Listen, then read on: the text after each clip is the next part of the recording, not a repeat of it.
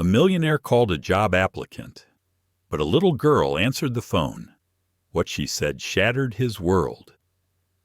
What would you do if a job you posted was answered by a child? And what if that child didn't ask for help, she offered it?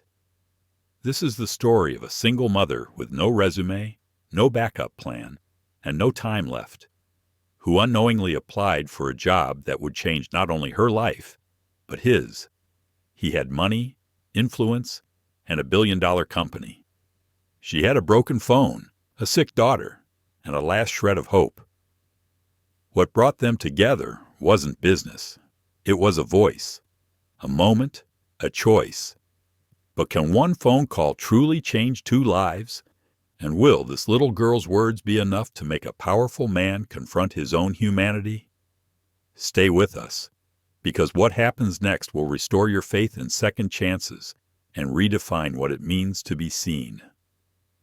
If you believe stories like this matter, don't forget to like, share, and subscribe to our channel. Now, let's begin. The numbers on the spreadsheet blurred for a moment as Ethan Granger rubbed his temples. His office in the corner of Granger Tech's headquarters overlooked the golden sprawl of Hollow Creek, Colorado, where the early evening sun spilled like syrup across the mountains. But Ethan didn't see it. His mind was fixated on one thing. Why had the applicant ghosted him? He wasn't one to take things personally. In fact, he barely took things emotionally at all anymore. That part of him, the part that once trusted, once felt, had been shelved long ago, packed neatly next to the memory of a college breakup that left scars too deep for someone so young. Yet today felt different. Ethan had personally selected this applicant, Alana Thompson, 34 years old. Impressive resume. Single mother. Her handwritten cover letter had struck him.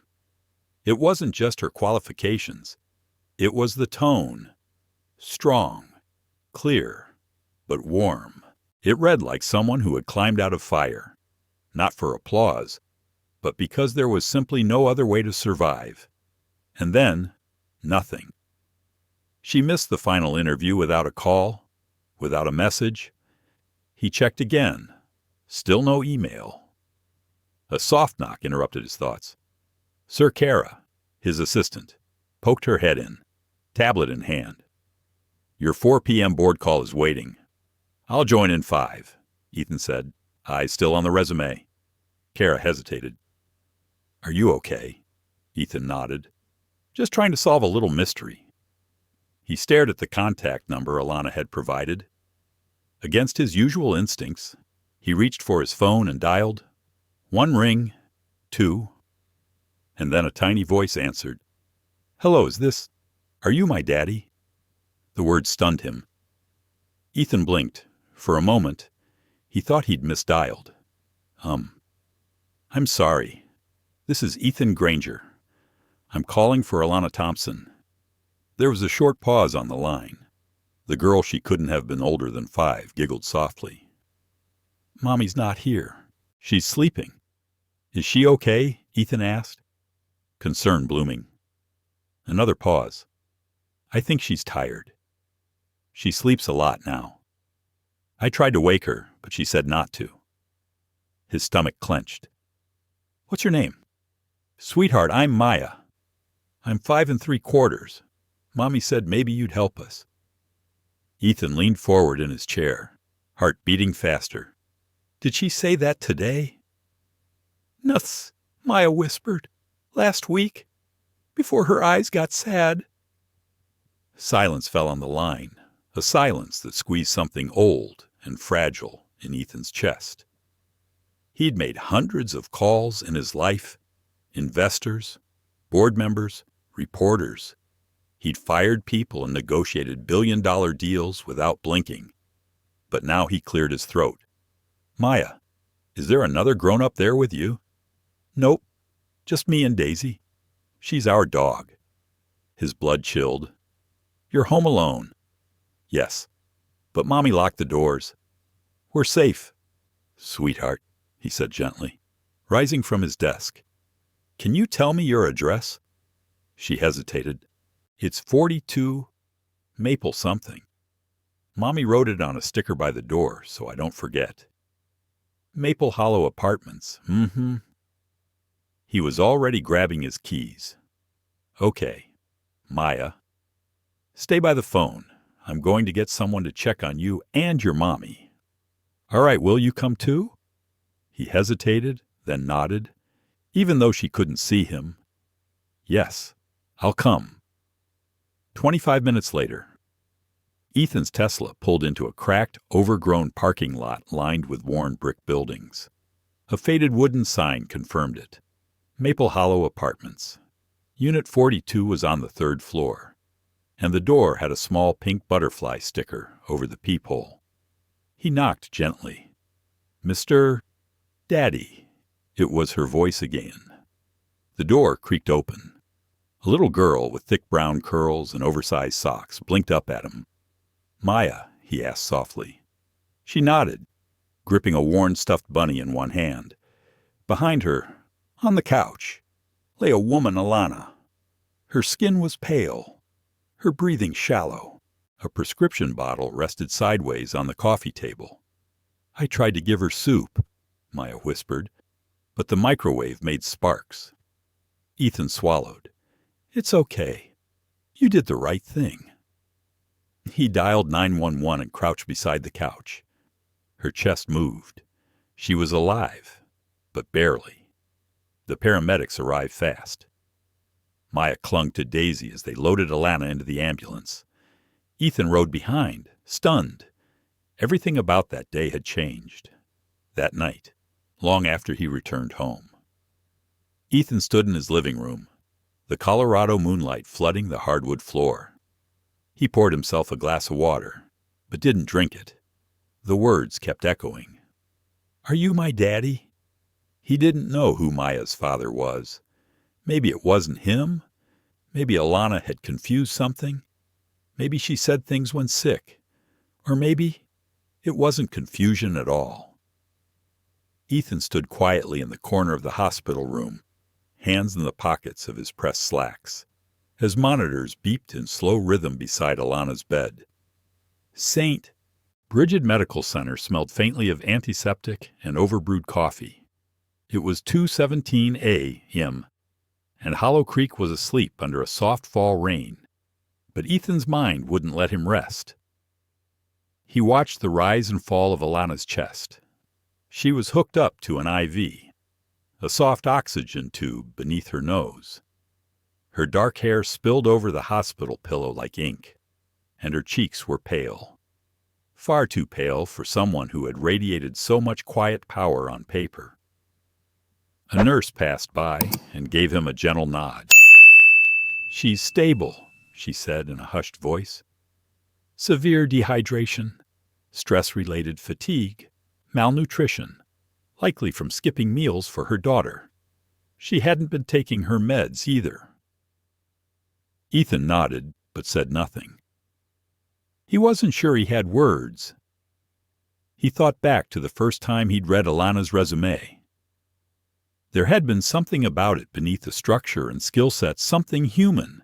She'd left a note in the margin of her portfolio, handwritten in the corner.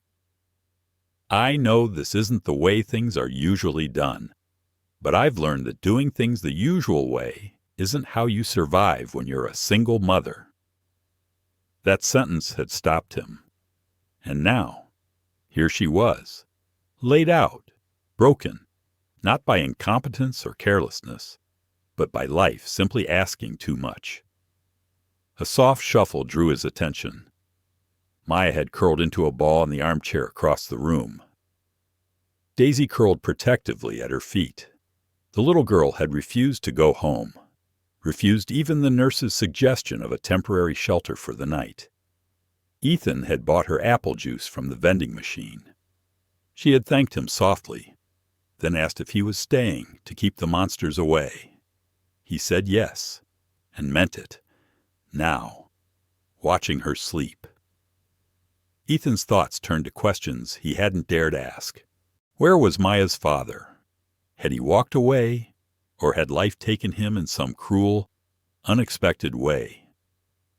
Ethan sat down beside the hospital bed and studied Alana's hands, calloused fingertips, a small scar by her knuckle, evidence of a woman who'd worked not in offices but in kitchens, shops, perhaps even delivery jobs. All that, just to hold on. And somehow, she had still found time to apply for a job she knew she was more than qualified for. She'd tried. That's what haunted him most. She had tried. He leaned back, closed his eyes, and for the first time in what felt like months, let his guard down. He didn't sleep, but he softened.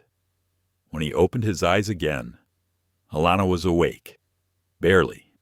Her voice was a whisper, like dry leaves. "You stayed." Ethan stood up, cautious not to overwhelm. "I did. You scared us." Her eyes fluttered toward the window. Then, as if registering where she was, she tried to sit up. "Don't," Ethan said gently. "You're in the hospital. You collapsed. Maya called you tired." She was right. Her eyes welled. "Maya? She's here, sleeping. She wouldn't leave you." A tear rolled sideways down Alana's cheek. "I didn't mean to miss the interview. I was going to come, but I couldn't find childcare. I thought maybe I could bring her. Then the bus didn't come. I started walking, but then you passed out before you could reach us." He finished for her. She nodded, ashamed. Ethan was quiet for a long moment. Then he pulled something from his coat pocket.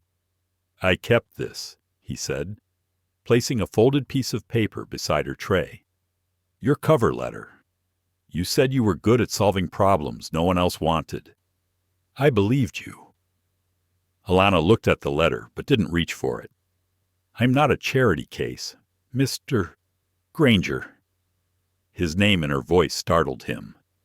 "I know," he said, "but you are someone who deserves a fair shot, and maybe a little more than that."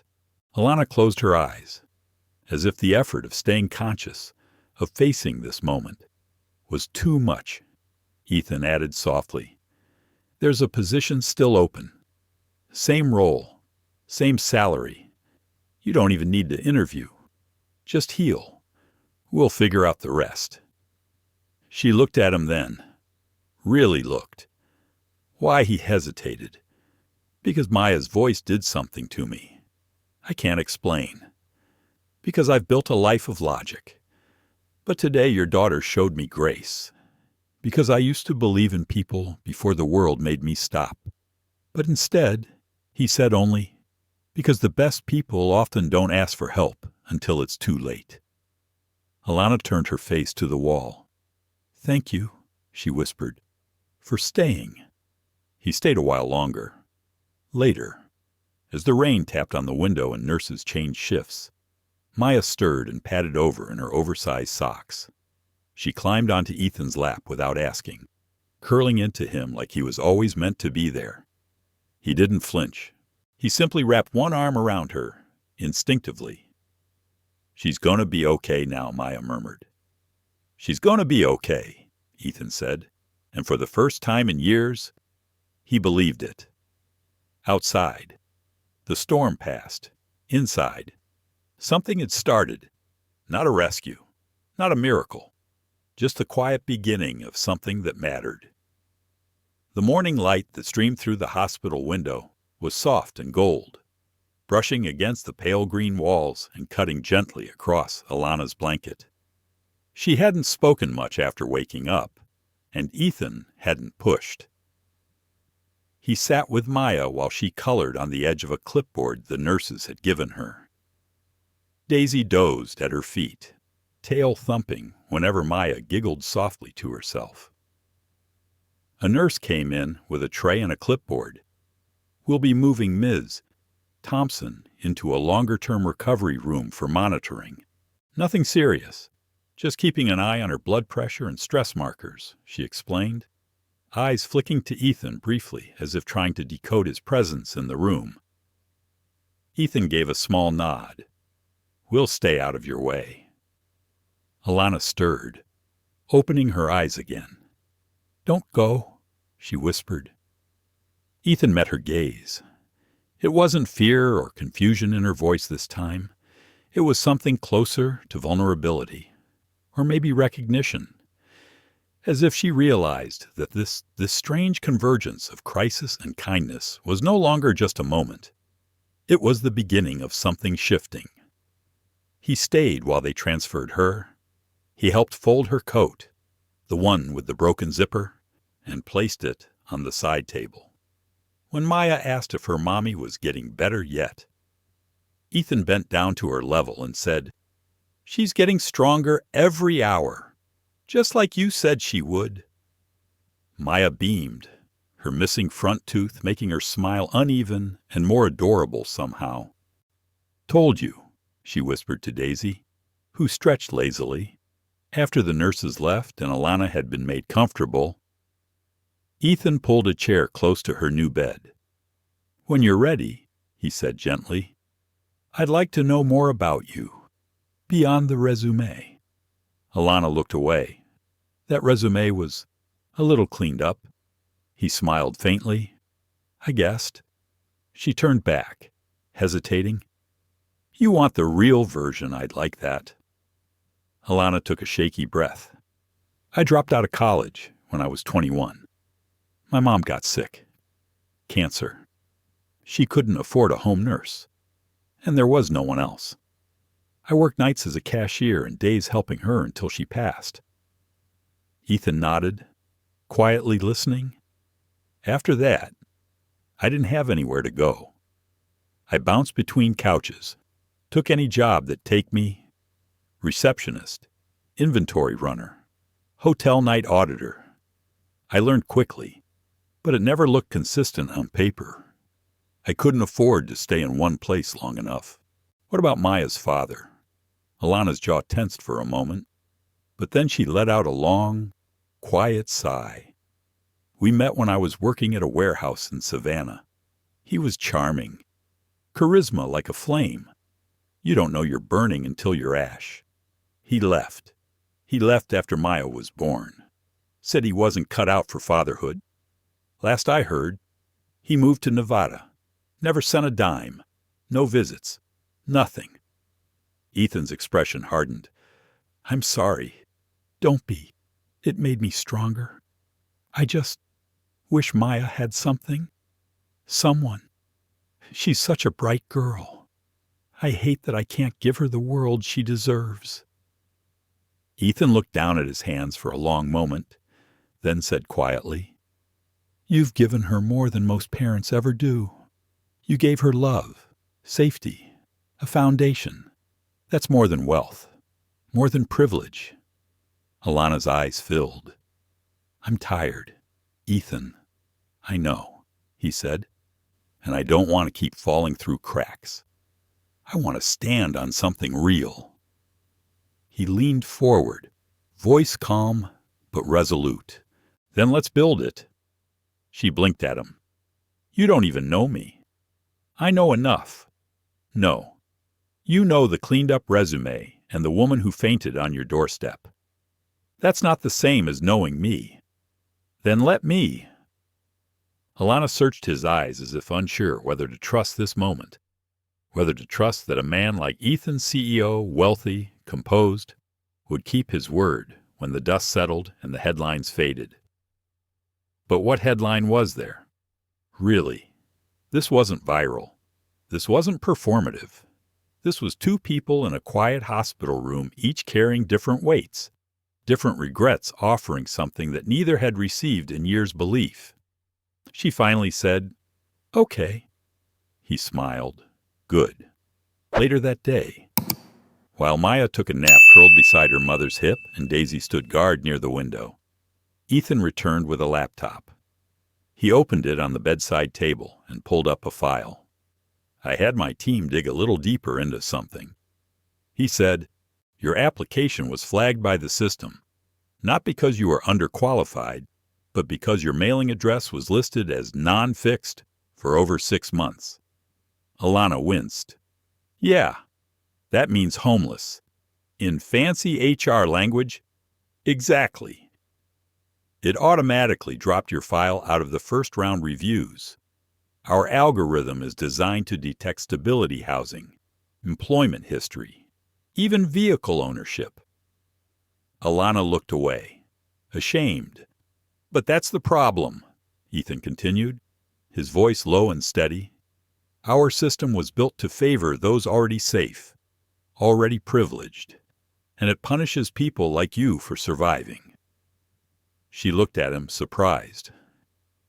I built this company to find solutions, he said.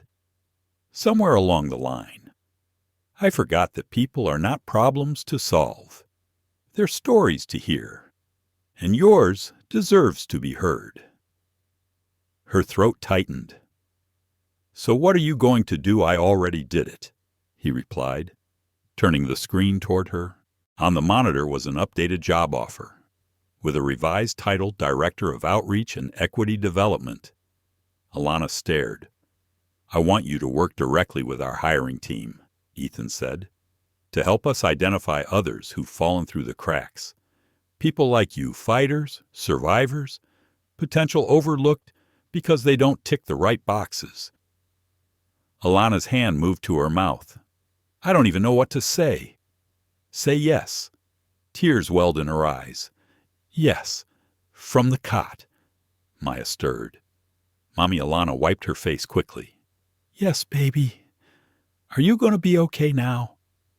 Alana looked at Ethan, then at her daughter, and then she said, with a voice steadier than it had been in weeks, Yeah, baby, I think we're finally going to be okay.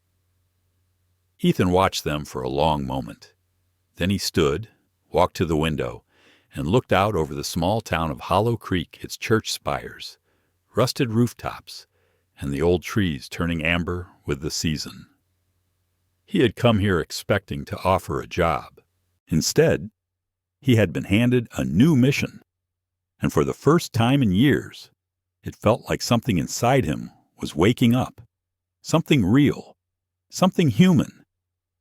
He didn't know exactly where this would go, but he knew this. He wasn't letting them fall again, not on his watch. The elevator doors opened to the top floor of Granger Tech's headquarters, and Ethan stepped out with Alana by his side. It was only her second day on the job, and everything still felt surreal. The polished concrete floors, the floor-to-ceiling windows that overlooked the skyline of Camden Hill, the glass-walled offices filled with sleek furniture and quiet purpose.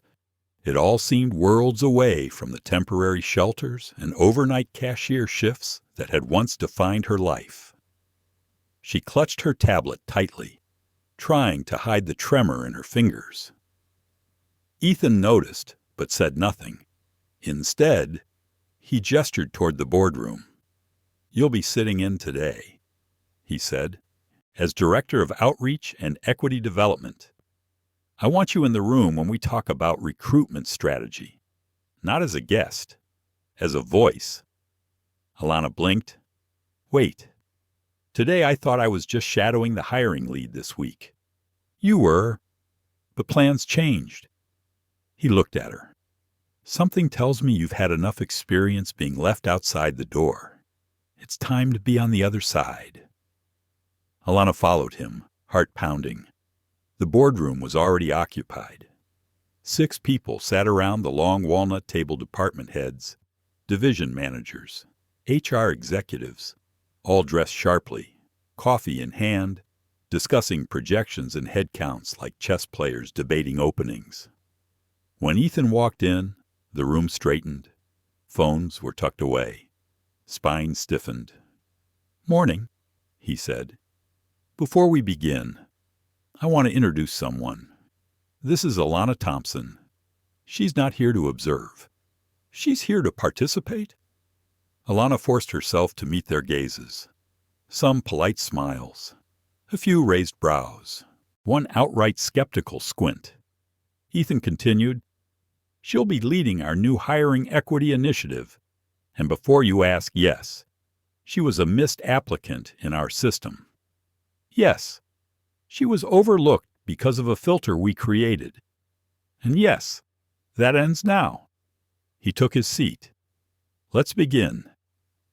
Alana sat quietly for the first few minutes, absorbing the conversation.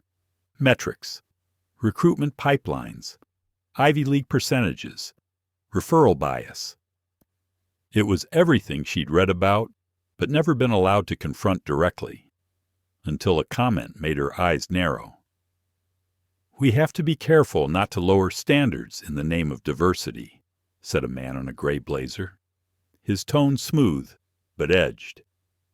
Alana raised her hand before she could stop herself. Ethan turned to her with a flicker of encouragement. "With all due respect," she said, her voice calm but clear, "you're assuming that someone like me, or the people I'm trying to advocate for, would be lowering the standard. But maybe your standard is broken." Silence. Alana leaned forward. "Let's talk about what you call stability. Fixed address, continuous employment, elite education. Those are often markers of privilege, not potential. You want hungry, capable, loyal employees. Stop punishing people for having to survive."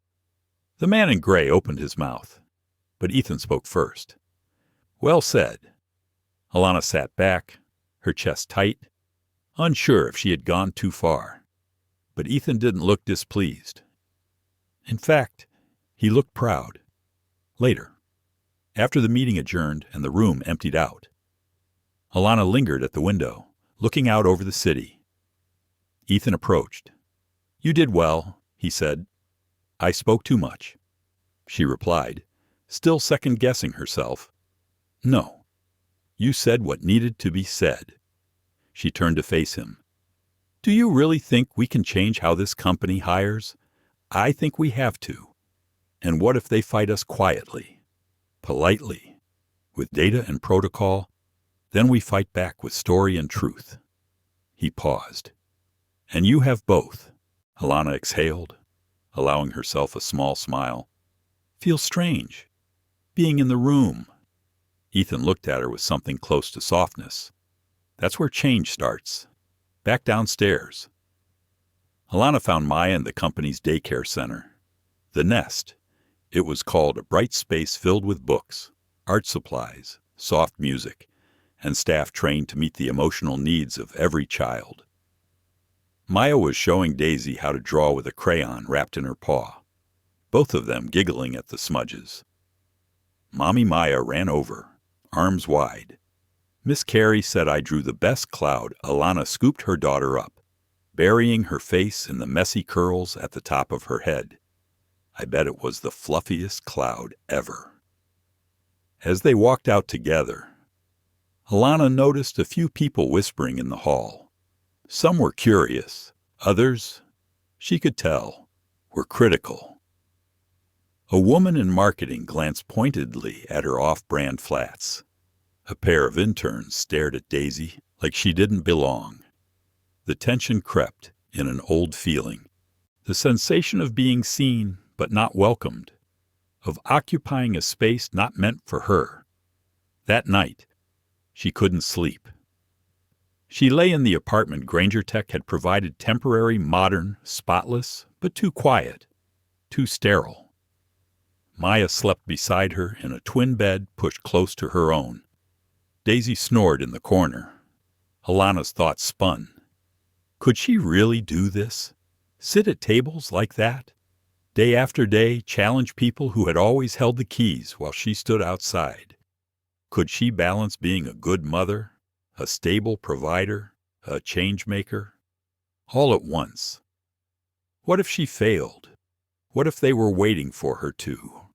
She sat up, pulled out the notebook she kept in her bag, and began to write not a resume this time, but a truth list. 1. I kept my child fed when I was hungry. 2. I've worked night shifts with a fever and no coat. 3. I've been denied, dismissed, humiliated, and I'm still here. 4. I taught my daughter how to smile, even when the world said no. 5. I have more to offer than they know. She stared at the page, then added a 6th line. 6. I belong. The next morning, she walked into the office wearing her favorite green blouse, even if it had a missing button at the cuff and a confidence she hadn't worn in years. Ethan met her in the hallway. "You okay?" he asked. "I will be," she said. And as they stepped into the elevator together, she added, "Let's build something real." He looked at her. "Let's—" The glow of Alana's first few days began to fade as reality returned with its full weight. It started subtly an email thread she was excluded from, a strategy meeting rescheduled without her. When she asked the head of HR for updated hiring statistics, she received a vague reply. "We're still pulling that data. It's complex." You know, Alana knew exactly what that meant. Resistance, not loud, not direct, but there. The systems didn't scream, they whispered. And in the halls of power, whispers could be louder than words. That morning, Alana stood at the coffee machine in the executive lounge. She learned to carry herself with a quiet grace posture firm, shoulders back, eyes steady. But when she reached for a mug, a woman beside her gave a tight smile and said, "You know, there's another kitchen for support staff on the 5th floor." Alana paused, turned slowly. "I work here," she said evenly. "I know," the woman replied. "Just trying to be helpful." The woman walked away, leaving the sting behind. Later that afternoon, she entered a conference room to find 3 senior managers already seated. They stopped talking when she arrived. One of them, Lucas Trent, offered a perfunctory nod. "We've already started reviewing the quarterly hiring report," he said. "You can catch up." Alana sat without a word, but her hands tightened around her pen. As the meeting went on, Lucas presented data that looked impressive on the surface: diversity figures rising, inclusion metrics stable. But Alana knew how to read between lines. The numbers were padded with short-term hires, internships, and seasonal contracts that rarely led to long-term change. When it was her turn to speak, she took a breath. "These numbers are misleading," she said calmly. "We're celebrating movement, but we're not building momentum. Most of these hires won't be here 6 months from now." Lucas didn't flinch. "Are you questioning the integrity of our data? I'm questioning the intent behind it." The room shifted, tension thickening. One of the women, Marta from legal, sighed. "We appreciate your passion, Alana, but change takes time. Let's not disrupt what's working." Alana felt her throat tighten. She wanted to shout, to shake the table and demand they see what she saw. Instead, she reached for her notebook and calmly read aloud the 6th line she had written the night before. "I belong." Lucas raised a brow. "Excuse me. I belong here," Alana said. "And so do a lot of people we've kept out. You don't have to like me. You don't have to agree, but you will hear me." The room fell into silence. After the meeting, Ethan caught up with her in the hallway. "You're shaking," he said gently. "I'm furious," she replied. "Good. That means you still care. But they're undermining everything." "Of course they are. Systems protect themselves, especially when someone threatens the comfort of people who've always had seats at the table." She looked at him, voice low. "Am I doing the right thing?" "Yes," he said, "but it's not the easy thing." That night, she sat on the floor of the apartment, Maya's coloring books scattered around her. Daisy rested her head on Alana's knee. Maya leaned against her, rubbing sleep from her eyes. "Why are you sad?" Mommy Alana hesitated. Because sometimes when you try to change something, people push back. Like when I asked Miss Carey to move the books so I could reach them, and she said, "They're fine where they are." Alana blinked. Exactly like that. Then you just ask again. Alana smiled faintly, kissed the top of her daughter's head. "Maybe I will." The next morning, Alana arrived early, before anyone else. She walked to the HR floor and printed off every raw hiring document, email trail, and report from the past 5 years she could access under her clearance. She highlighted trends, tracked retention rates, flagged notes from exit interviews where staff of color had cited hostile environment and glass ceilings as reasons for leaving. She spent the next 3 days building a presentation, not emotional, not performative, just facts, truth wrapped in data. When the next executive meeting rolled around, she walked in with a file under her arm, wearing the same green blouse pressed now, cuffs sewn, and the confidence of someone with receipts. As she presented, a slow change came over the room. Some leaned forward, some shifted uncomfortably, others looked away, but no one interrupted. When she finished, Ethan looked at her, then at the rest of the board. "She's right," he said. Lucas began to object. "These numbers don't account for they do," Alana said, already flipping to the next slide. That meeting became a turning point, not the kind where everyone clapped or hugged her after. No, some still whispered, some still questioned, but others started listening. A week later, Marta from legal sent her an invite to coffee. "Tell me more about the mentorship pipeline idea," she said. 2 days after that, a junior recruiter stopped by her office. "I've been thinking about what you said. Would you look over our outreach messaging?"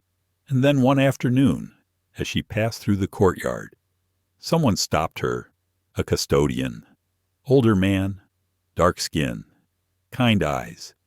"You don't know me," he said, "but I've been here 11 years. Never seen anyone fight for people like you do." Alana's voice caught. "Thank you." He nodded. "Keep going. At home." Maya started drawing pictures of a woman in a cape with curly hair and a laptop. She named her Equity Lady. "I want to be like you when I grow up," she told her mother. Alana laughed through a throat full of tears. "You'll be even better." Still, the nights weren't always easy. Some evenings, she'd stare at her bedroom ceiling, wondering how long she could keep pushing without breaking, how many subtle comments, dismissive shrugs, and bureaucratic obstacles she could take before she crumbled. But she'd pull out her notebook, read the list, and write something new. 7. I am not alone. One morning, as she walked into the lobby, Ethan met her by the elevators with a new file in hand. "What's this?" she asked. "A chance to do something bigger." He replied, "We've been invited to speak at the Camden Leadership Forum. They want someone to present on systemic hiring reform." Alana stared at the file, unsure. "Why me?" she whispered. "Because you didn't just walk through the door," Ethan said. "You held it open." She pressed the file to her chest and nodded. Alana had rehearsed the speech in her head 100 times, but standing backstage at the Camden Leadership Forum, her palms were still slick with nerves. The venue was grand arch ceilings, polished wood panels, and a crowd thick with industry leaders. Ethan adjusted the microphone on her lapel and gave her a soft nod. "You don't have to perform," he said. "Just tell the truth. That's what you've always done." She nodded, voice low. "What if the truth still makes them uncomfortable? Then you're saying the right things." When her name was called, a quiet hush settled over the room. She stepped onto the stage, heels echoing across the polished floor, and paused behind the podium. She looked out at the crowd, executives in crisp suits, media with cameras, and in the very back, a few interns and students who probably thought no one ever noticed them. She cleared her throat and began, "I'm not here to shame. I'm here to illuminate and maybe hold up a mirror." She spoke of numbers, how companies celebrate diversity hires but ignore retention rates. She told stories of qualified candidates whose names alone kept them from a callback. She referenced her own journey quietly, without dramatics of trying to rebuild a future for her daughter in a system designed to keep them out. And then she paused. "My daughter's name is Maya. She's 5. She draws superheroes with curly hair and laptops. Her current favorite is one she calls Equity Lady. Last night she asked me, 'Mommy, are you going to save the day tomorrow?' And I told her, 'I'm just going to tell the truth.'" The room was silent. Then applause began, slow, respectful, and soon rolling into something larger. She stepped off the stage and back into the wings, where Ethan stood waiting. He didn't speak, just held up a hand for a soft high five. But the applause didn't follow her back to Camden Hill. That Monday, a meeting was called Unusual Time, Unusual Faces. The boardroom was full. Ethan, Lucas, Marta, and several others Alana had only met in passing. Men and women who rarely left the upper floors. A kind of shadow circle. The chairwoman, Meredith Croft, was there, too elegant, stern, and quiet. As Alana entered, she could feel the temperature drop. Lucas was the first to speak. "We've received feedback about the forum." "Positive. I assume," she asked, keeping her tone neutral. Meredith steepled her fingers. "Passionate, certainly, but also polarizing." Alana sat down slowly. "Truth often is," Marta, who had begun to show signs of support, now avoided her gaze. Meredith continued, "Alana, the board feels your remarks, while heartfelt, may have misrepresented certain company metrics. There's concern the public perception could shift unfairly." Alana leaned forward, calm but firm. "So we're worried more about perception than the truth." "Careful," Lucas said. "No," Alana said, her voice steady. "Not careful. Clear. Because clarity is how we grow." Meredith tilted her head.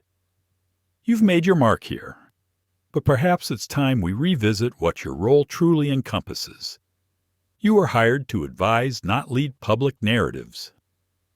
A long silence settled over the table. Alana felt something cold roll through her. "I see," she said quietly. Later that evening, Ethan stopped by her office. She was boxing up a few files. He looked alarmed. "What are you doing?" "They're trying to push me out." "Ethan?" "No. They're trying to make you choose quiet cooperation or bold consequence." She exhaled, rubbing her temples. "I never wanted to be a disruptor. I just wanted Maya to see me work hard and be treated with respect. I didn't want to burn things down." "You didn't," he said. "You lit a candle. The fact that it scares them tells you everything." Alana sat down, heart pounding. "So what now?" he said. "You decide whether to dim the light or make it brighter." That night at home, Maya was waiting with a crayon drawing. It showed a tall building with a woman standing outside, cape fluttering, briefcase in hand. Above it, Maya had written in blocky letters, "Sometimes you fly away so you can build a new tower." Alana stared at the picture. Sometimes children saw more than grown-ups ever could. She didn't sleep much that night. She made tea at midnight, pacing, thinking, writing, crossing out. The next morning, she walked into Ethan's office with a folder. "This is the plan," she said. Not a speech, not a defense, a blueprint. He read it slowly. His eyes widened. You're proposing a new division. A whole new model, she said. An independent branch inside Granger Tech dedicated to equity innovation beyond hiring, career mobility, pay transparency, blind recruitment, community outreach with scholarship pipelines. He looked up. They'll say it's too much. She met his eyes. Then they'll reveal themselves. By Thursday, the presentation was on the board's agenda. Alana walked into the room with a calm fire burning inside her.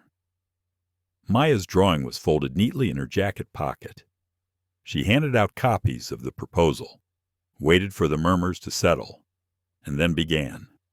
This isn't rebellion, she said. It's regeneration. The board listened. Some leaned in. Lucas leaned back. When she finished, there was no applause. Just a question from Meredith. Are you willing to lead this division yourself? Yes, Alana replied. On one condition, which is complete autonomy. I report to the CEO, not the board. No edits, no censorship. That sparked noise, protests, coughs, raised eyebrows. But Ethan, to their surprise, spoke up. I support her condition, entirely. The vote was tabled for later that week, but the conversation had shifted. That evening, as Alana walked through the glass doors of the lobby, the custodian from before waved at her. You shook the tree again, he said with a grin. And the leaves are flying. He laughed. Good. Maybe they'll see the roots now. That night, she added another line to her list. 8. I can build something new without burning everything down. In Maya's room, her daughter was fast asleep, hugging Daisy. Alana sat beside her and whispered, Your mom's trying, baby. She really is. And for the first time in days, she felt like she could breathe again. The Friday vote was scheduled for 9 But Alana was in the building by 6:30.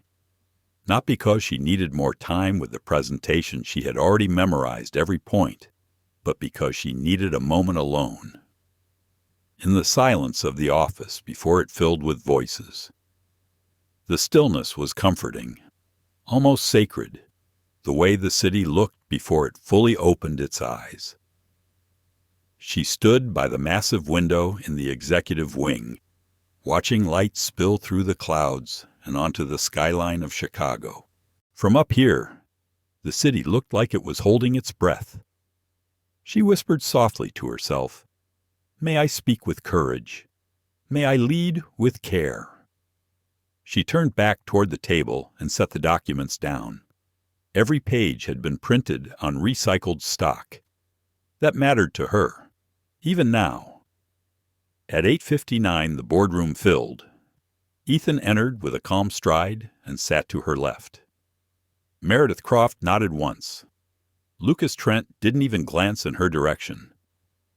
There were 12 members present, including one newly added junior board rep named Carolina Shin, a quiet but sharp former software engineer who had once written Alana a handwritten note after one of her all-hands updates.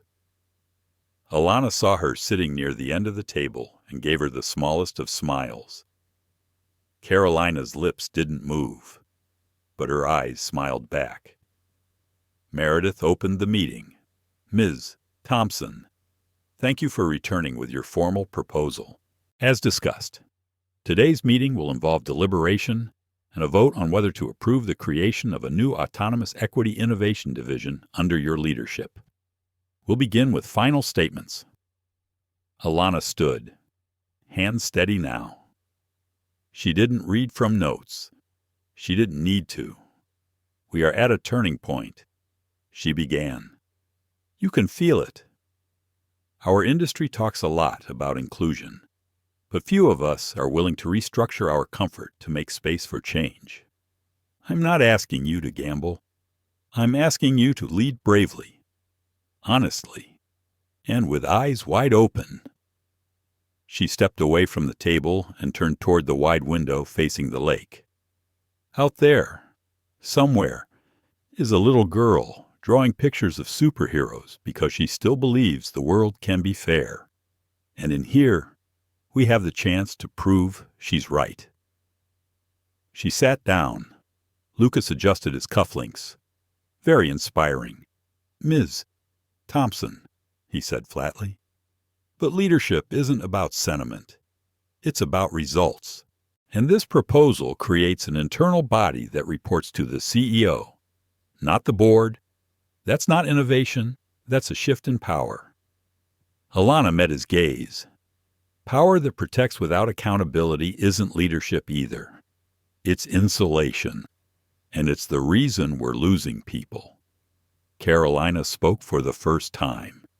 We've lost 37 BIPOC employees in the last year, she said quietly. 12 of them cited a lack of advancement as their reason. One of them was my mentor. The room went still. Lucas looked ready to respond, but Meredith raised her hand. We'll vote now. Alana held her breath as hands rose. 1, 2, 5, 7. Then Meredith's 8. Majority. Alana didn't move. She just blinked, once, and placed her hand over her heart. Thank you, she said softly. Lucas stood abruptly and left the room. The silence after his exit felt thick, like a thundercloud had been removed, but left behind a strange pressure. Meredith gathered her papers. You have your division, she said. Use it wisely. As the room emptied, Ethan placed a hand on her shoulder.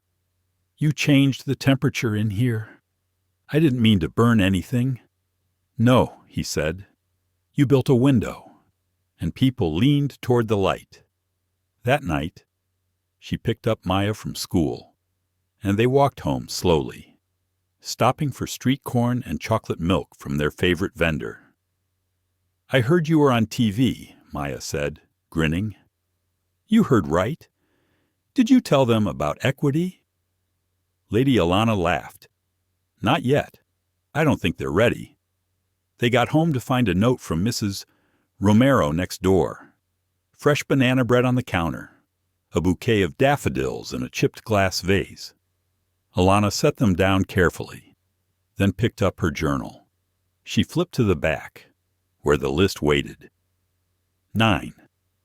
A small team with a brave mission can shift the culture of an empire. She wrote it slowly, with her favorite blue pen. Then she closed the notebook and sat by Maya's bed, where Daisy had already curled into a comma of fur and sleep. Maya was still humming softly, tracing letters in the air. Mom. Yes, baby. When I grow up, can I have a team too? Alana brushed her braids away from her forehead. You already do. Me, Daisy, Mr. Rogers from the corner store, Ms. Singh from your school. We're all on your team. Maya blinked. That's a good one. Alana kissed her cheek. Sweet dreams, Captain. The days that followed were a whirlwind. Space was cleared on the 3rd floor. New staff were recruited analysts, outreach coordinators, designers, and one poet in residence who would help write stories of resilience for internal newsletters. The budget was modest, but the mission was bold. They called it the Harbor, not a department, not a lab, a harbor, a place for anchoring truth and launching progress. The harbor's walls were painted soft gray and warm green. On the door hung a simple wooden sign with the quote Alana had chosen. Dignity is not given, it is recognized. Her first day as division director. She stood in front of her small team, 8 people in folding chairs, laptops on laps, and simply said, We're not here to fix people. We're here to fix the gaps that make them invisible. The team applauded. It wasn't loud, but it was real. That same afternoon, a memo leaked. Internal pushback had begun. An anonymous senior executive had flagged Alana's division as an emotional experiment lacking ROI. By 5 p.m., the message had reached several media outlets. By 8 p.m., Alana was trending on Twitter under the harbor rises. By midnight, someone had graffitied the sidewalk outside Granger Tech HQ with a single phrase in yellow chalk. I see you. Alana stood over it the next morning, umbrella in hand, as the rain threatened to erase it. But the words held. She whispered, "So do I." She walked inside, shoulders squared, and got to work. 3 weeks into the harbor's launch, momentum was both a gift and a weight. Media outlets began calling Alana not just a trailblazer, but the quiet force reshaping Silicon Valley values. Articles with headlines like the Equity Reboot and One Woman's Harbor of Hope were passed around like gospel in progressive circles. But inside Granger Tech, not everyone was celebrating. Some teams responded with quiet admiration, others with visible discomfort. One afternoon, while returning from a town hall Q&A, Alana stepped into the elevator and overheard 2 colleagues, both VPs, discussing her. I mean, it's sweet, but are we really going to funnel resources into? Feelings HR already exists. Now we've got a sanctuary with throw pillows. The elevator dinged. They turned around, startled. Alana nodded politely. Sanctuaries are where people heal, but you're welcome to keep sitting on your edge. The doors closed behind her. That night, as Maya did her math homework on the living room rug, Alana stood by the kitchen sink, reading and rereading the same internal email from Lucas Trent. He had declined an invitation to speak at the Harbor Speaker Series and added a footnote. Innovation thrives on discomfort, not emotional comfort zones. Alana closed the laptop and rubbed her temples. Ethan had warned her Lucas wasn't done, and now that her work was being recognized, the stakes were shifting, from passive resistance to strategic interference. She walked into Maya's room and tucked her in. Mom Maya whispered, "Why do some people get mad when you make things better?" Alana paused. "Because sometimes, baby, better means change, and change feels like loss to those who think they're already winning." Maya nodded. "But we don't stop, right?" Alana smiled. "Not ever." She returned to her bedroom, opened a fresh document, and began writing a letter she never planned to send. To the girl I used to be. You learned early how to shrink your voice to be allowed in the room. You thought excellence would protect you, that if you smiled just right, if you stayed late and asked for little, you'd be safe. But silence is not safety, and endurance is not acceptance. One day, you will find that your gentleness is not a weakness, and your clarity will not make you cold. It will make you whole. Speak, even when your voice trembles, especially then, with love, the woman you're still becoming. She hit save, closed the file, and turned out the light.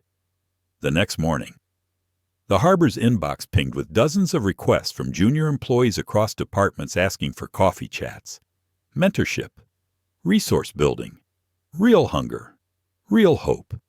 And then, something unexpected. A message with the subject line, "Didn't think you'd remember me." It was from Bryce Halter, a software engineer she hadn't seen since her early days at Granger Tech. He'd left suddenly after a promising rise. No explanation. No goodbye. She opened the email. "Hi, Alana. I don't know if you'll remember, but I was the guy who wore the Star Trek socks to your first Friday open floor. You stayed after to talk about empathy and leadership. You said something I never forgot. We don't need fewer feelings in tech. We need better permission for them. I wanted to tell you why I left. I reported a team lead for inappropriate behavior and retaliation. HR buried it. My mentor told me to keep my head down or risk blacklisting. So I left. I left a job I loved because I couldn't breathe. Watching you now, building the harbor, makes me wish I had stayed long enough to see it rise. Thank you for being the kind of leader I needed then. I'm back in Chicago. If there's ever room for one more builder, quiet kind, I'd follow your lighthouse anywhere. Warmly, Bryce.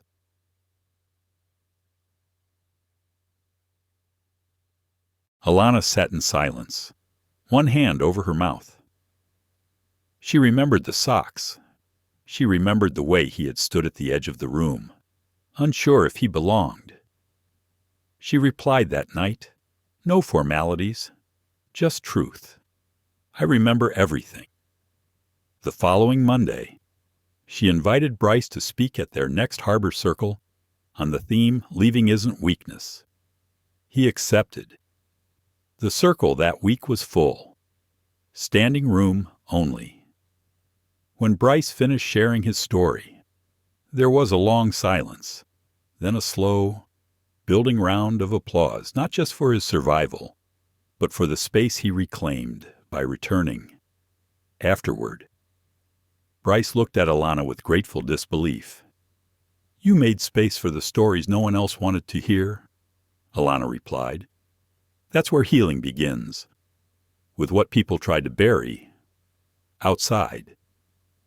A quiet protest had formed at the campus gate. A small group of anonymous employees had gathered with signs reading, "Focus on code, not culture," and "Harbors don't ship products." Alana watched from the upper window. Ethan joined her. "They don't see yet," he said. She nodded. "Not yet. But visibility isn't the finish line. It's the beginning." She turned away from the window and back to her team. Later that night, alone in her office, she pulled out her truth list. She paused, staring at the next number. 10. When people try to silence your story, it's because they know it holds power. She wrote it slowly, with the same blue pen. Across the city, Maya lay in bed, whispering lines into her pillow. Equity lady builds bridges. Equity lady flies with both wings. Equity lady never backs down. In the quiet, a girl dreamed of justice with crayons in hand. And in the high-rise tower, her mother was building that very dream, brick by brick, breath by breath. It started with a spreadsheet. A line-item budget note from Granger Tech's executive finance office showed a significant adjustment, $2.8 million redirected from the Harbor's long-term programming fund. The explanation, temporary reallocation to support performance innovation initiatives. The document was unsigned, circulated quietly, as if meant to slip through unnoticed. But Alana saw it, flagged it, and stared at it for a long time before speaking a word. When she brought it to Ethan's attention in their weekly sync, he frowned and leaned back in his chair. "I didn't approve this," he said, scanning the document. "But I can guess who did. Lucas Trent." He hadn't openly fought the Harbor, not yet. But this was how opposition moved in corporate corridors, stealthy, clean, and coded in polite language. Alana's tone was even. "This isn't just about money, it's about message." Ethan sighed. "I'll handle it." But Alana shook her head. "No, I will." That afternoon, she requested a meeting with the full executive team, something she'd never done before. She knew it would draw eyes, and she wanted it to. When she stepped into the boardroom, a quiet tension sat in the air. All eyes turned toward her, not hostile, but cautious. She stood, without notes, without slides. "I'm here to speak plainly," she began, "because silence has never protected anyone. Not me, not my daughter, Not any of the voices we say we serve. She held up the printed budget note. This reallocation isn't neutral. It tells every employee watching this company that we will fund performance before we fund protection. That speed matters more than dignity. That people are worth less than their metrics. Lucas crossed his arms, leaned back, and smirked. We are a business, Alana, and performance keeps the lights on. She turned to him calmly. And people keep the lights meaningful. The room stayed silent, Alana continued. If you're uncomfortable, good. Growth begins with discomfort. But let's not mistake discomfort for harm. What harms us is pretending this doesn't matter. She laid the paper on the table. Return the funds. Reinstate the program. Or I walk, and I'll take the trust of 8,000 employees with me. Lucas scoffed. That sounds like a threat. It's a promise, she said. By the next morning, the funds were returned, but so was the tension. That same day, an anonymous internal memo began circulating. It questioned the harbor's purpose, labeled it an emotional indulgence, and accused Alana of centering her personal trauma in a corporate space. She didn't respond publicly. Not yet. But that night, after putting Maya to sleep, Alana sat on the balcony of their apartment and cried for the first time in weeks. Not out of fear, out of fatigue. She had built this space with her bare hands, and every week, someone tried to tear it down without ever stepping inside. She wasn't afraid of failure. She was afraid of erasure, of being written out of her own legacy, of letting Maya grow up thinking strength meant silence. Ethan called that evening. He had seen the memo too. Don't you dare quit, he said. That's what they want. Alana didn't answer immediately. I'm not quitting, she said finally, but I am changing how I fight. The next morning, she walked into the harbor and erased the whiteboard that held next month's workshop schedule. She wrote one word in blue marker testimony. She called a campus-wide open forum. No sign-ups, no filters, no cameras, just a room, a mic, and an open door. The turnout was staggering. From interns to team leads, from facility staff to mid-level directors, dozens came, not to debate, but to tell the truth. A former engineer stood and shared how she'd returned from maternity leave to find her role absorbed. A transgender employee described months of microaggressions no one took seriously until he threatened to leave. A black administrative assistant spoke softly, voice trembling. Sometimes I leave work with a smile, just so no one says I'm angry. But it's not a smile, it's survival. And then one of the unexpected, Lucas's executive assistant, Jonah, stood up. He'd been with the company 8 years, rarely seen at these events. I've watched a lot of people leave this place, Jonah said, but I've never seen someone fight to stay the way Alana has. She built something I didn't know I needed until I sat in the back of one of her circles and cried like a child. He paused. If this harbor falls, we all drown a little. There was no applause, just silence. Deep, respectful, sacred. The following week, Alana posted her first public memo to the entire company. It wasn't a defense. It was an invitation.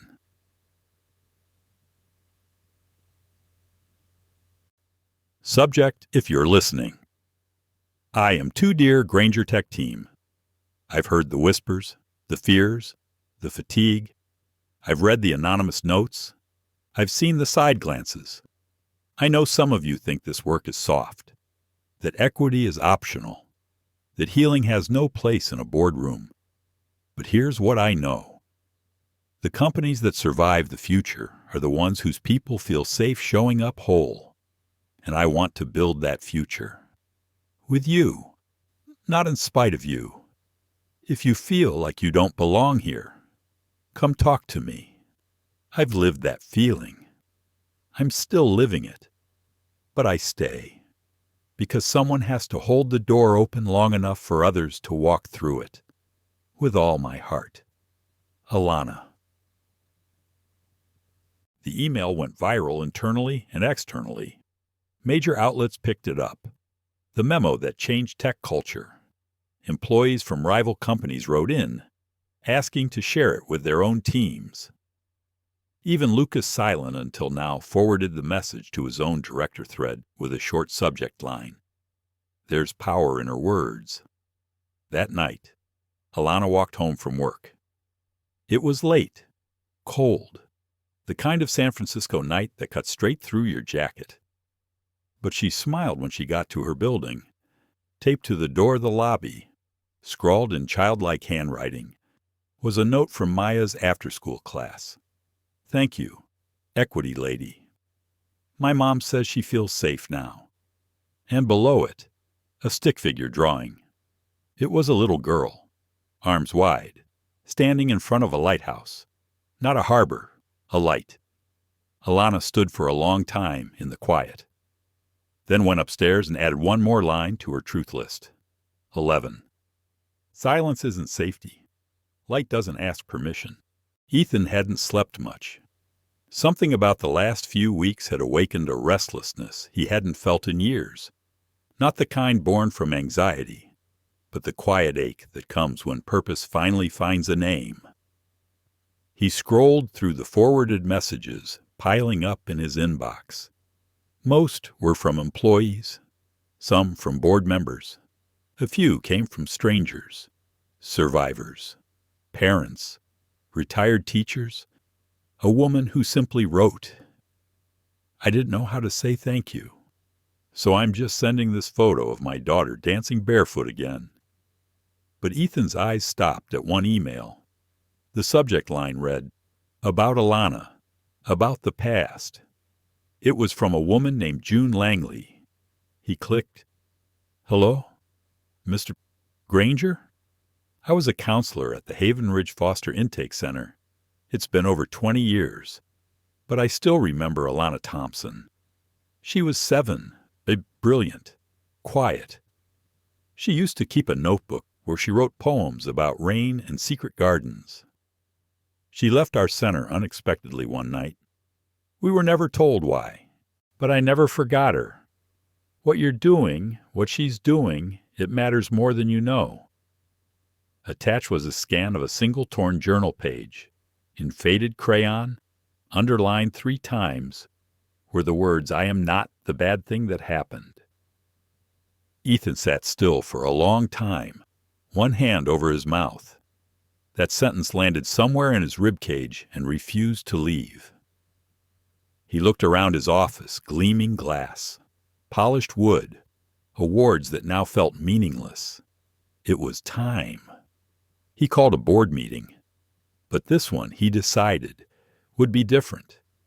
He chose the community hall on the ground floor instead of the executive suite.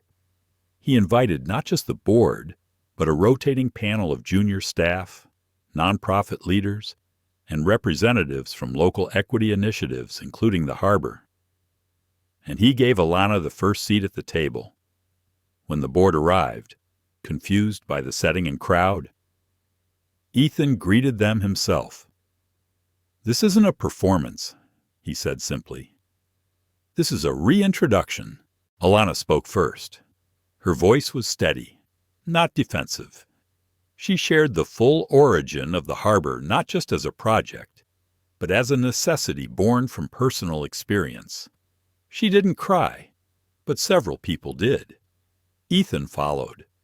I used to think leadership was measured in speed, in quarterly outcomes. But I was wrong. True leadership is measured in how well you leave the door open behind you. I want to be a door holder, not just a door builder. That's when he handed out copies of a new charter. The harbor would no longer be a pilot. It would be a permanent division. Its budget would double, and it would have board-level reporting status answering directly to him. A murmur of shock moved through the room. Lucas spoke up, voice tight. "You're overcorrecting." Ethan didn't flinch. "No, I'm restoring." When the meeting ended, some shook hands, some didn't, but no one forgot. That night, Alana stood on the rooftop garden outside the building, overlooking the glowing city. She was alone until Ethan joined her. He said nothing at first, just stood beside her, breathing the same night air. "Do you ever think about that little girl?" he asked softly. Alana turned her head slightly. "Every day." Ethan hesitated, then reached into his jacket pocket and handed her the torn journal scan from June Langley. When Alana saw the page, her breath caught. She touched the words like she was touching a ghost. "I remember this," she whispered. Then she looked up at him. "I wasn't supposed to leave that night, but someone made a call, moved me out. Never explained why." Ethan stayed silent. Alana closed her eyes. "I used to think it was because I was too broken, too angry, but now I think maybe it was protection, in some strange, cosmic way." Ethan nodded slowly. "Maybe it was the universe keeping your fire lit for something bigger." They stood in silence together, two people bound not by similarity, but by shared decision to do better than what had been done before. Below them, the city moved. The harbor's doors glowed faintly in the distance, and something inside Alana began to settle. Not a finish line, but a foundation. The next day, she arrived early at the harbor and found Maya already dressed, sitting cross-legged on the floor, reading a book. "Why are you up?" Alana asked, crouching next to her. Maya looked up, smiling. "I wanted to help. You always say the harbor is for everybody, but I can color. I can make welcome signs. That counts too." "Right." Alana kissed her forehead. "That counts more than anything." Later that morning, Ethan joined them for coffee in the break room. He looked at Maya's stack of hand-colored "You Belong Here" signs with quiet awe. "You've got a good kid," he said. Alana smiled. "She saved me before I even knew I was drowning." Ethan looked out the window. "Do you ever regret the call I made?" She didn't hesitate. "No, but I think the person who answered it that day wasn't the one you were expecting." "No," Ethan said, "but she was the one I needed." As Maya giggled in the background, humming to herself while taping her signs on the windows, Alana took a breath and let the peace settle over her. Not forever. Peace, she knew, was temporary, but so was pain. And today, at least, the light was winning. By the end of the week, the harbor launched a new internal campaign called "I Stayed Because," where employees anonymously submitted why they remained at the company. Some were simple: "Because my manager sees me. Because I finally feel safe." Some were complex: "Because this is the first place where I don't have to lie about who I love." And one, handwritten on the back of a coffee napkin, was pinned to the entrance wall. "Because of a woman who answered a call that wasn't meant for her and stayed anyway." Alana saw it on her way out one night. She paused, folded the napkin gently, and tucked it into her journal beside a crayon-colored page from long ago. There are questions people forget to ask when they see a woman like Alana. They ask about the nonprofit, about her mission, about her plans, her schedule, her funding model, her next board meeting, but they never ask what she dreams about when no one's watching, or what it cost her to believe in something that didn't exist yet. It was a Thursday when one of those rare, unguarded questions finally surfaced, not from a journalist, not from a donor, not even from Ethan. It came from Maya. They were sitting together on the bus after school. Maya had insisted on taking public transportation with Alana that day, just to feel normal, whatever that meant to an 8-year-old who had known more silence than most adults ever would. The sun leaked through the scratched windows. Maya leaned her head on Alana's arm. "Mom," she said softly, "if you didn't meet Mr. Ethan, would the harbor still happen?" Alana blinked. That was not a question she was ready for. She hesitated, her breath caught between yes and no. "I think it was always going to happen," she said carefully. "But maybe it would have taken longer, or it might have looked different." Maya was quiet for a moment, then nodded, seemingly satisfied. But Alana wasn't, because deep inside, she knew the real answer she might have given up. There had been days before Ethan's call when the darkness had curled so tightly around her spirit. She doubted the point of anything. Back then, she'd written grant proposals from laundromats and shelters. She'd conducted interviews with foundation reps while pretending she wasn't crying in a bathroom stall. There were times she'd smiled at Maya with a cracked heart and told her everything was fine when it wasn't. And sometimes she hated herself for that lie, because Maya, being Maya, always knew. Yet somehow they survived. And somehow she'd found her way into a boardroom she was never invited to. Maybe Ethan had cracked the door open, but she had walked through it barefoot and bleeding. And now she stood. At that thought, Alana looked down at her daughter, who had fallen asleep against her arm. Her soft breaths, her fingers still clutching her sketchbook. That night, while Maya slept curled on their thrifted love seat. Alana sat at the kitchen table with a cup of weak tea and stared out the window. She wasn't sure what she was waiting for. Then her phone buzzed. A text from Ethan.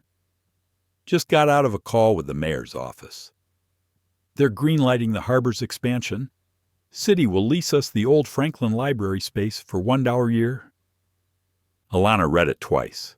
She put the phone down and whispered, "It's happening." She didn't cry. Not yet. Instead, she stood and quietly padded over to Maya. She kissed her forehead and whispered, "You are always the reason." The following week moved fast. Contract negotiations, lease transfers, community town halls. The harbor's growth was no longer a question.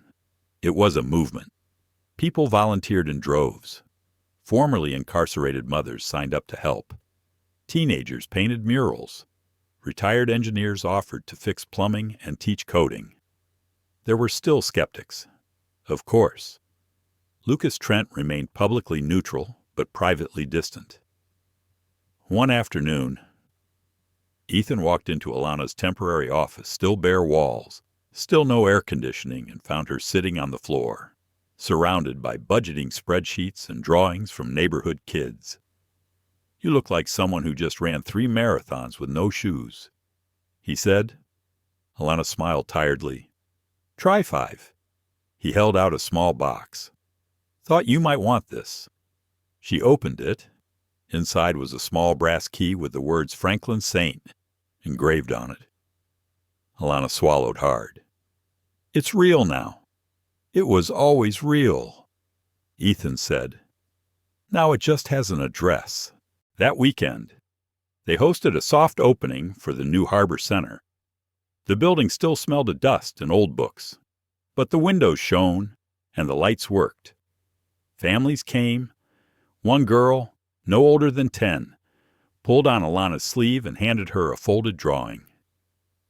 Alana unfolded it slowly. It was a picture of a woman holding hands with a girl. The woman had a cape.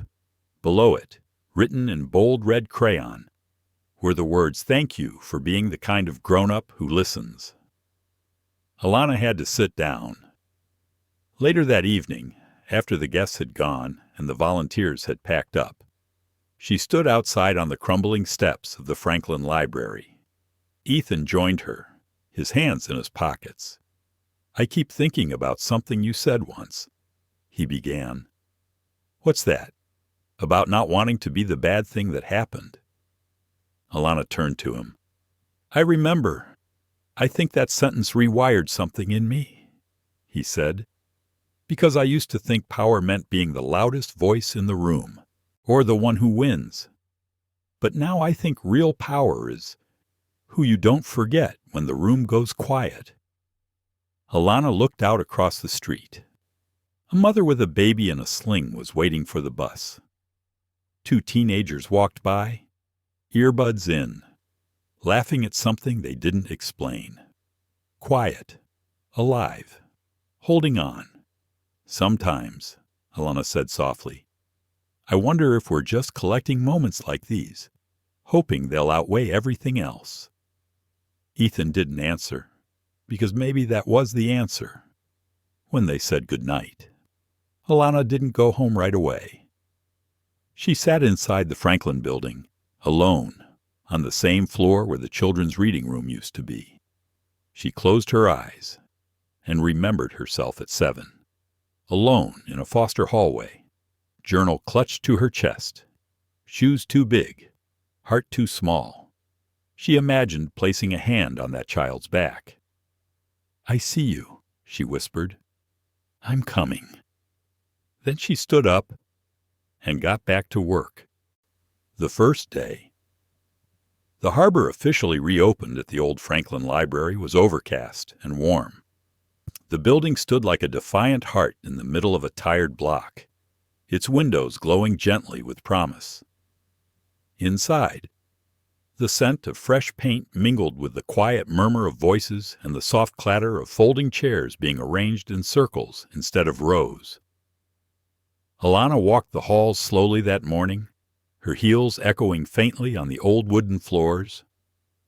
She stopped at each room not just to check the setup, but to remember, to breathe, to acknowledge how far they had come. Maya was sitting in the corner of the main room, legs crossed, showing another girl how to sketch a dog. The 2 of them were laughing at something neither of the adults understood. That sound, the lightness of it, wrapped around Alana's chest like a warm scarf. Ethan was by the front desk, helping a volunteer set up the donation tablets. He wore jeans and a black t-shirt and looked more like a community college professor than a tech executive. His eyes found Alana's as if he could feel her looking. He smiled and gave a small nod. Later that afternoon, people began trickling in. Parents with strollers, grandparents, teenagers, social workers, former students. A woman who used to sleep in the alley behind the old shelter walked in, freshly showered, asking if she could volunteer. They gave her a name badge without hesitation. The launch event was simple by design. No photographers, no branding. Just food, folding chairs, and real voices. Alana stood in the middle of the main room, looking around at the faces, each one carrying its own storm, its own chapter, and felt something shift.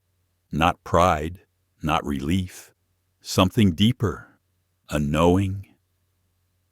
She walked to the front as the chatter quieted.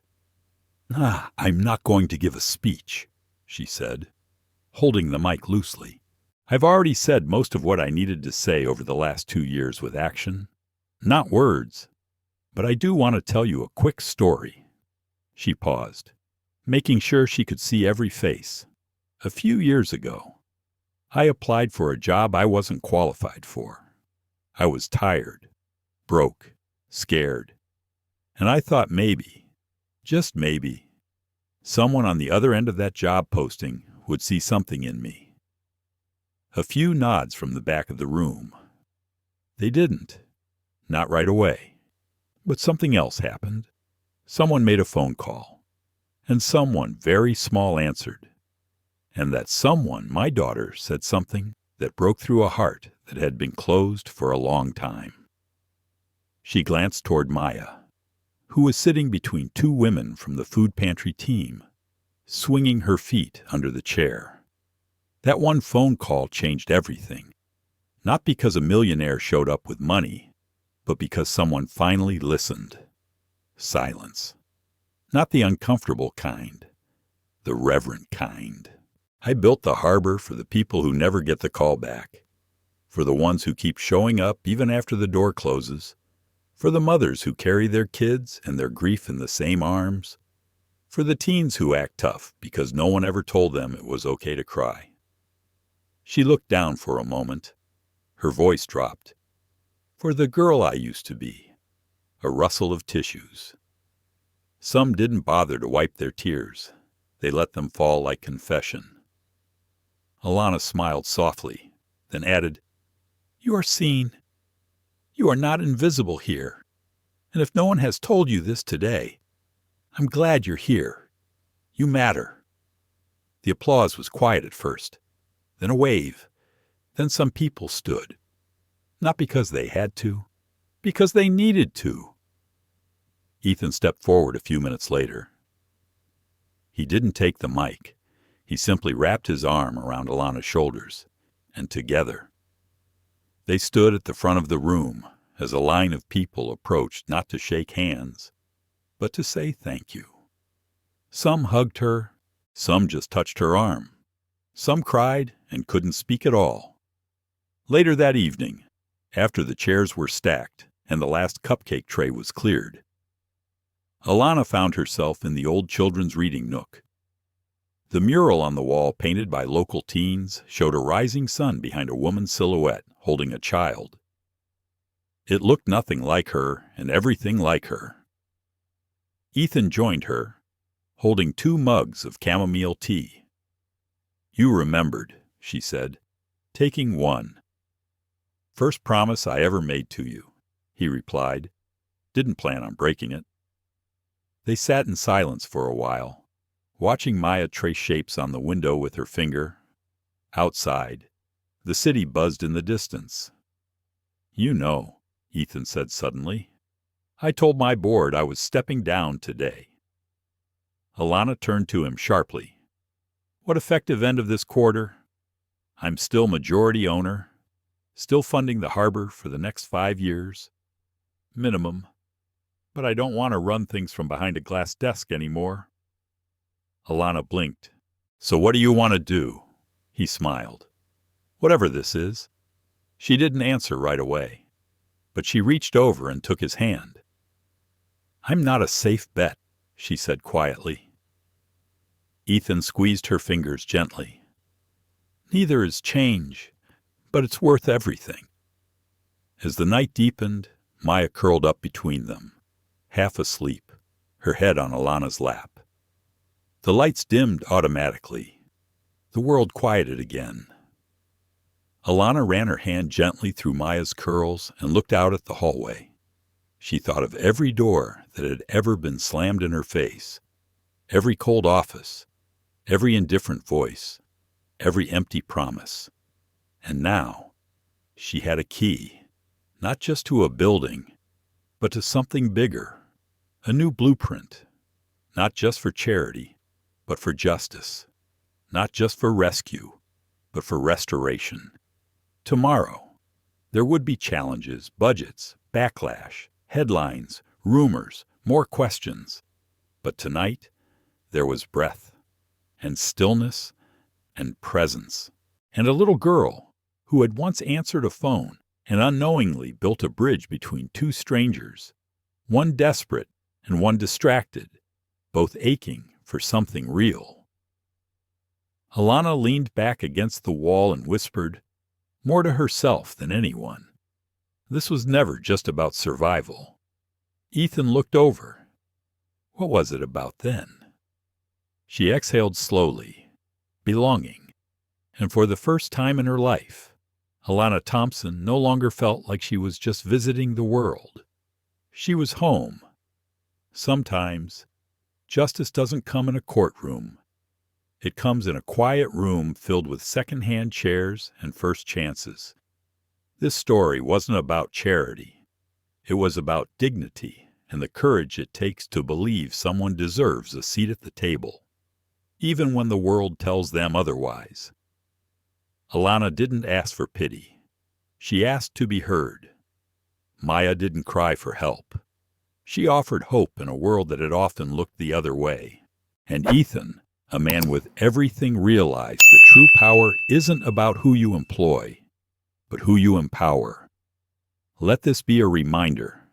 Behind every ignored resume is a story. Behind every voice, even the smallest one, is a truth waiting to be honored. Discrimination doesn't always shout. Sometimes it whispers through the choices we make about who gets seen and who gets dismissed. But love, compassion, and equity, they echo louder, and when they do, they build places like the harbor. If this story moved you, if it made you think, made you feel, made you hope, we invite you to like, share, and subscribe to our channel. There are more stories coming, more voices to be heard, and more lives waiting to be seen. We'll be here bringing them to light. Until then, stay human.